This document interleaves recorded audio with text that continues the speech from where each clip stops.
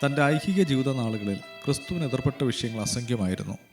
അവയൊന്നിനും നേരെ കർത്താവ് കണ്ണടച്ചില്ല എന്നതാണ് യേശു ക്രിസ്തുവിനെ വ്യത്യസ്തനാക്കുന്നത്.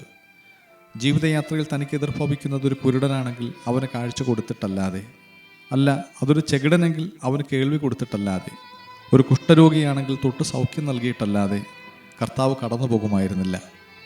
ഇനി അതൊരു ശവമഞ്ചം തന്നെ ആയിരുന്നാലും ക്രിസ്തുവിൻ്റെ പക്കൽ പരിഹാരമുണ്ടായിരുന്നു. ഉയർപ്പിൻ്റെ ശക്തിയും സന്തോഷവും അറിയുവാനും അനുഭവിക്കുവാനുമുള്ള വേദികളായി അവ മാറ്റപ്പെട്ടു.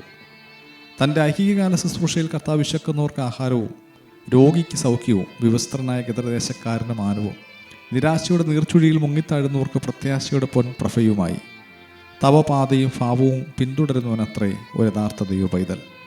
എല്ലാം കണ്ടിട്ടും ഒന്നും കണ്ടില്ലെന്നും എല്ലാം കേട്ടിട്ടും ഒന്നും കേട്ടില്ലെന്നും നടിച്ച് വിശ്വാസയാത്ര പൂർത്തീകരിച്ചിട്ടും വലിയ കാര്യമില്ല.